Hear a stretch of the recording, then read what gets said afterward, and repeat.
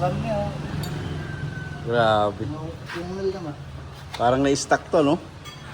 Ayan, Paul PMS tayo rito mga bossing sa Hyundai Starex na GRX.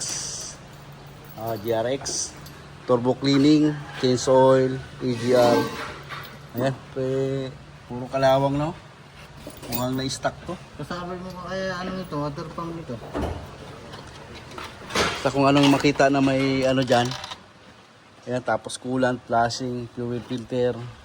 Ayan, kinakalas na yung intake manifold, tsaka EGR. Tapos dito naman, ayan, check tayo ng preno. Inuna yung likod. Makapal pa. Linis lang to. Linis lang yung preno sa likod. Ayan. GRX. Hindi pa nagagalaw to. Kami pa lang nakakagalaw. Kasi mga tornilyo at mga clamp wala pang katama-tama. Puro kalawangin.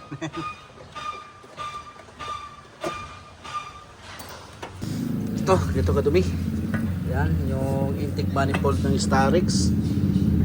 EGR. Yan. Ito naman ganong makapal. EGR cooler. Throttle body. Ayan, madumi na. Ito yung pinaka-EGR valve niya. Hindi pa naman makapal yung dumi. Pero kailangan linisin. Okay, sige. Bye. Tapos nang linisan. Ito na yung intake manifold natin. Madumi kanina. Ito yung EGR valve. Ayan. Wala na yung carbon. Throttle body. Ayan, malinis na. EGR cooler. Palit tayong brake pad sa harap, manipis na. Ito yung brake pad na bago. Right. Yan na. Linisin mo to mamaya ban. Ito. Yung mga butas naman na to. Ha? Yan. Tanggalin mo yung mga carbon-carbon niya. Okay. Turbo na lang, turbo. Dito nga mga boss, chinek na rin natin yung thermostat kung naka-stack open ba at marami bang kalawang. Ito naman mga boss, napakaganda pa ng kanyang thermostat. Ganito po ang kondisyon ng thermostat pagka lagi kayo nakakulant, hindi po kinakalawang. May brand new na siyang dala na thermostat, so ipapalit na lang din natin. Kung tutusin po, pwede pa tong thermostat niya, pero may bago na kasi siyang dala, kaya papalitan na natin mga boss. Okay. Walang kalog yung turbo? Wala naman, no? Sige, linis lang. Okay, linis na yung ating EGR tsaka intake. Turbo, linis na rin. Ayan mga boss, yung turbo, EGR, throttle, ayan, intake manifold. Okay, tapos dito, ayan, linis na rin natin yung intake port. Ayan mga bossing, ganyan tayo maglinis ng mga EGR at saka turbo.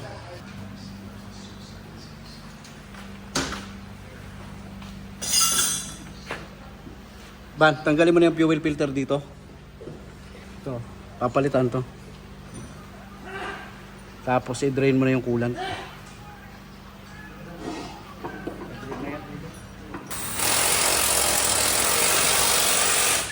Yung brake pad na ipapalit mo. Doon. Ang nipis niya, no? Yan. Asan yung bago yun? I-check mo nga yung slider pin ng caliper sa kabila. Hindi naman stack up. Hindi? Kasi sobrang nipis ng kabila, oh. Dito medyo makapal.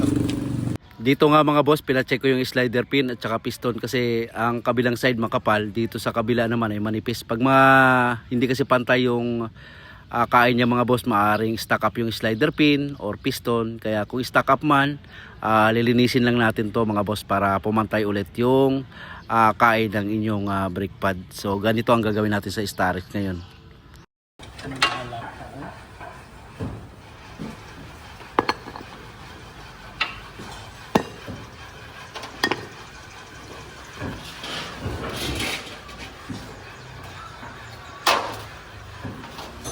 Dito naman habang nag-aayos ng preno yung isang kalyabe natin, pinakalas na rin natin ng fuel filter para mapalitan na rin. Ayan mga boss, yung ipapalit natin fuel filter para matapos agad to kasi napakaraming pinagawa ni boss dito. Pinapakondisyon talaga niya yung kanyang Starex Iuwi daw kasi niya ng province, kaya maninigurado na siya na hindi magkaaberya tong kanyang Starex. Ayan, matagal na rin natin followers si sir, nakikita yung mga gawa natin, kaya talagang nagtiwala si sir sa atin na ipagawa tong kanyang Hyundai GRX or ipakondisyon. Kaya ngayon ginagawa naman natin mga boss para hindi abutin kay sir yung mga problema. Ay inuunahan na natin gawin. Oh, Ano yung stock up? ha? Ano yung stock up? Ito yung stock up, no? Oo. Dalawangin eh. Pinihumukra na eh. Ano nang gahi? Ayan, chinek nga ni Kalyabing Uni yung caliper, piston. Sabi niya sa akin, ito raw yung isang piston ng stock up, kaya pinalinis natin. Okay pa naman yung piston niya mga boss. Kinakalawang lang. Tsaka yan, lilinisin na rin natin. Medyo kinakalawang, kaya medyo hindi pantay yung kain ng kanyang brake pad mga bossing. Kaya lilinisin lang. Bukod dyan, kinakabit na rin pala natin yung ating EGR, tsaka intake manifold at tsaka yung turbo. Sabay-sabay na ang kinabit mga boss. Mamaya-maya papaanda rin na natin. Tapos bleeding lang tayo ng coolant or flashing mga bossing. Yan mga bossing ko, binabalik na lang yung cover, coolant, bleeding na lang tayo. Tapos bleeding rin ng brake fluid dito sa PMS natin Starex. Nag-change oil na rin pala tayo dito mga boss. Ilan ba mileage na ito? Yung GRX natin na PMS. Ilan na ang mileage? Ay. So 162. So ngayon pala nabuksan, napa turbo cleaning, EGR, change oil, thermostat, check ng mga brakes. So brake pad sa harap manipis na, kaya pinalitan na rin natin. Tapos bleeding na lang tayo ng brake fluid, flashing. Pa-flash na lang natin to. Okay, start na natin mga bossing. Start ko na yon.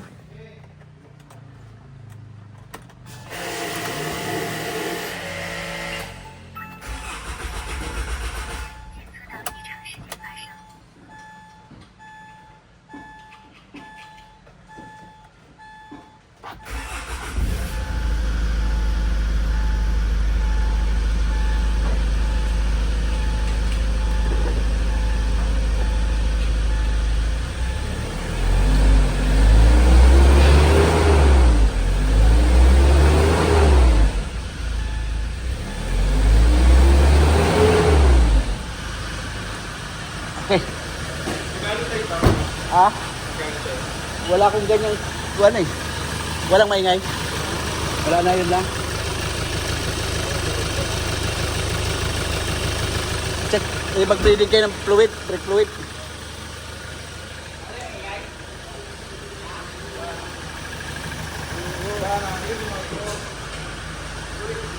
Bleeding tayo mga boss. Dito. Lasing din tayo ng brake fluid na. Yun mga boss, baka may mag-comment, hanggang 2000 RPM lang ang apa ko kanina. Baka sabihin nyo low power, hindi natin naapakan ng sagad yun mga bossing. Mamaya pagka nakapag-bleeding na tayo ng coolant, saka natin i-rev ng todo mga boss. Pag natapos tayo mag-bleeding ng coolant.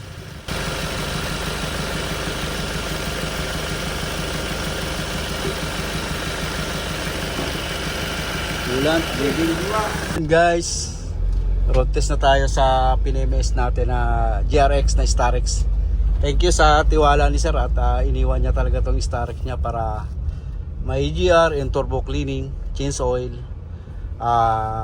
check ng mga preno.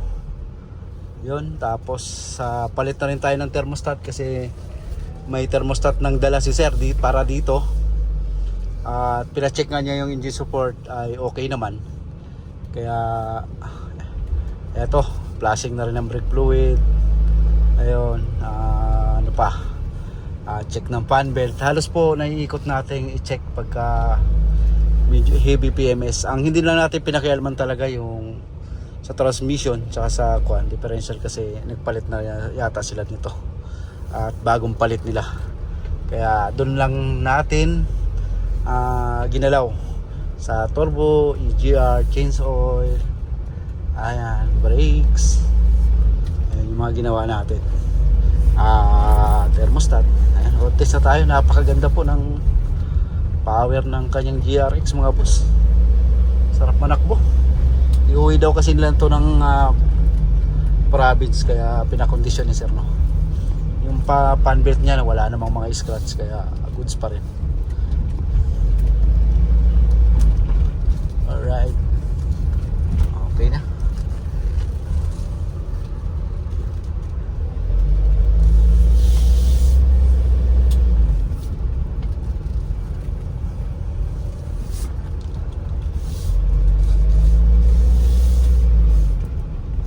Ayan, kung gusto nyo rin po magpa-heavy PMS sa atin, message nyo lang ako sa messenger natin tsaka sa contact number ng Jojo Gar TV or Jojo Garage mga boss, para magkaroon tayo ng schedule, no, para dito sa pag nagpa-heavy PMS kayo. Ayan. Pero pagka wala naman tayo ganong schedule, magagawa na pa naman kagad natin yan mga bossing pagka hindi maraming schedule. So agad-agad naman ma-accept namin pag halimbawa nagpa-heavy PMS kayo pagka wala ganong schedule. Alright mga boss, goods na tong Starex ni boss. Pwede nang ibiyahe ng malayuan to.